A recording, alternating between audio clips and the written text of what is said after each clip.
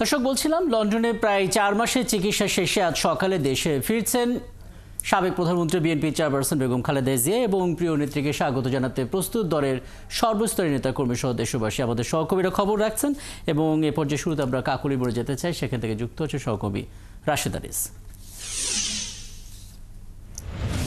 রাশেদ, আমরা জানি বেগম জিয়া দেশে যখন ফিরবেন অর্থাৎ 10:30টার দিকে ধারণা করা হচ্ছে শাহজালাল আন্তর্জাতিক বিমানবন্দরে তিনি যখন অবতরণ করবেন এই রাস্তা ধরেই আসলে সেই গাড়িবহরটি যাবে, তিনি বাসায় ফিরবেন এবং বিভিন্ন পয়েন্টে নেতাকর্মীদের উপস্থিতি, সাধারণ মানুষের উপস্থিতি, ফুটপাত বরাবর থাকার কথাও আগে থেকে বলা হচ্ছিল। আপনি আছেন কাকলীর মোড়ে, সেখানকার অবস্থাটা একটু জানাবেন। কি ধরনের পরিস্থিতি আপনি দেখছেন? সাধারণ মানুষের সঙ্গে আপনার কথা হয়েছে কিনা, কি দেখছেন রাশেদ আরিস?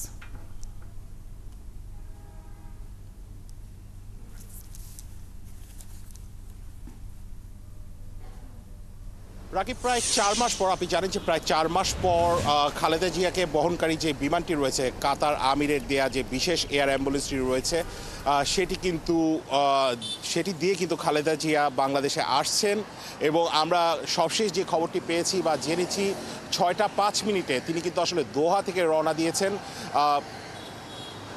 জানুয়ারি মাসের 7 তারিখ, এই বছরই জানুয়ারি মাসের 7 তারিখ কিন্তু খালেদা জিয়া উন্নত চিকিৎসার জন্য লন্ডন গিয়েছিলেন। মূলত তিনি বেশ কয়েকটি রোগে ভুগছিলেন এবং সেই রোগগুলোর মাঝে কয়েকটি রোগ বেশ জটিল ছিল। আমি যদি বলি যে লিভারে, কিডনি এবং হৃৎপিণ্ডের তার যে সমস্যা সেটি আসলে জটিল আকারে ধারণ করেছিল এবং লিভার সাইনোসিস এই চিকিৎসার জন্য কিন্তু তিনি লন্ডন ক্লিনিকে ভর্তি হয়েছিলেন। লন্ডনে যে সে সময় কিন্তু একটি ছবিও কিন্তু ছড়িয়ে পড়েছে, প্রায় 7.5 বছর পর কিন্তু খালেদা জিয়ার সাথে, বিএনপি চেয়ারপারসন খালেদা জিয়ার সাথে তার ছেলে বিএনপির ভারপ্রাপ্ত চেয়ারম্যান তারেক জিয়ার কিন্তু দেখা হয়েছিল। আপনি যেমনটি বলছিলেন যে কি পরিমাণ মানুষ হতে পারে, আমি ধারণা করছি প্রায় লাখো মানুষ হতে পারে এবং এই রোডটি দিয়েই যাবেন এয়ারপোর্ট থেকে খিলক্ষেত হয়ে, বনানী হয়ে কাকলী মোড়ে আমি এখন অবস্থান করছি। কাকলী মোড় হয়ে কিন্তু বনানী বাজারের সামনে দিয়ে গুলশান 2 দিয়ে তার যে ভাড়া বাসা রয়েছে ফিরোজা, সেখানে কিন্তু তিনি যাবেন বলে আমরা শুনেছি এবং বিভিন্ন তার নেতাকর্মীরা যারা রয়েছেন তারা কিন্তু অভ্যর্থনা জানাবেন। এখন কিন্তু সকাল 7টা বাজে, আমরা ধারণা করছি আর 3.5 ঘন্টা পর অর্থাৎ 10:30টার মাঝে এই বিমানটি অবতরণ করবে। এবং আমার পেছনে যদি একটু দেখাই, আমার পেছনে কিন্তু আইন শৃঙ্খলা বাহিনীর ব্যাপক প্রস্তুতি নিয়ে রেখেছেন।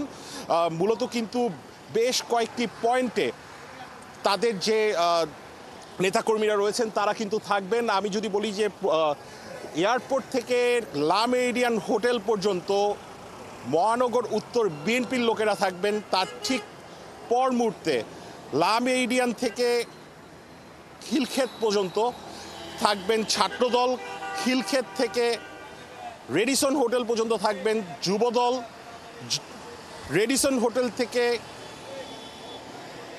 আর্মি স্টেডিয়াম পর্যন্ত থাকবেন মহানগর দক্ষিণ বিএনপি, এরপর আর্মি স্টেডিয়াম থেকে বনানী কবরস্থান পর্যন্ত থাকবেন স্বেচ্ছাসেবক দল। আমি এখন যেই জায়গায় দাঁড়িয়ে রয়েছি বনানী কবরস্থান থেকে কিন্তু কাকলী মোড় পর্যন্ত দাঁড়াবেন কিন্তু এসে কৃষক দল এবং কাকলী মোড় থেকে বনানী গুলশান 2 পর্যন্ত কিন্তু আরও বেশ কয়েকজন দলের লোকজন থাকবেন। তার মাঝে শ্রমিক দল থাকবেন, তাঁতি দল থাকবেন, মুক্তিযোদ্ধা দল সংগঠন থাকবেন, এছাড়াও কিন্তু আরও অনেকেই থাকবেন বলে ধারণা করা হচ্ছে। গুলশান 2-এর পর থাকবেন কিন্তু মহিলা দল এবং তারপর খালেদা জিয়ার যে বাসা রয়েছে ফিরোজা পর্যন্ত কিন্তু শীর্ষস্থানীয় যারা নেতারা রয়েছেন তারা থাকবেন। মূলত এই এখন সকাল 7টা বাজে, এখনও কিন্তু সেরকমভাবে কেউ এসে উপস্থিত হননি যাদের নেতাকর্মীরা আসার কথা ছিল।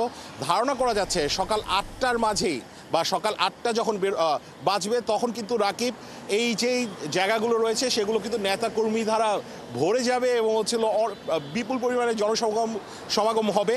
সে কারণে কিন্তু আইন শৃঙ্খলা পরিস্থিতিও কিন্তু একটু কঠোর রয়েছে।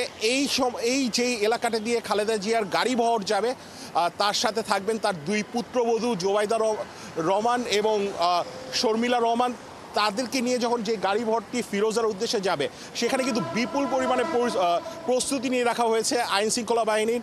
খালেদা জিয়া যখন বিমানবন্দরে নামবেন তখন কিন্তু তাকে 3 স্তরের নিরাপত্তা ব্যবস্থা দেওয়া হবে, সেনাবাহিনী, বিমান বাহিনী, আর্ম পুলিশের সাথে। সেখানে কিন্তু ডিএমপি পুলিশেরাও কিন্তু তাকে গার্ড দিবেন এবং নিরাপত্তা দিবেন, এবং রাস্তার মধ্যে বিপুল পরিমাণে কিন্তু পুলিশ সদস্য রয়েছেন যারা আমি দেখছি একটু পরপর বাস করে এসে পুলিশ সদস্যদের নামিয়ে দিচ্ছেন পুলিশের বাসে করে, বাইকে করে কিন্তু তারা আসছেন। মোটামুটি নিরাপত্তা খুবই জোরদার, এবং মানুষের জন্য ট্রাফিক যে আইন রয়েছে রাকিব, সেই ট্রাফিক আইনেও কিন্তু একটু ব্যতিক্রম রয়েছে।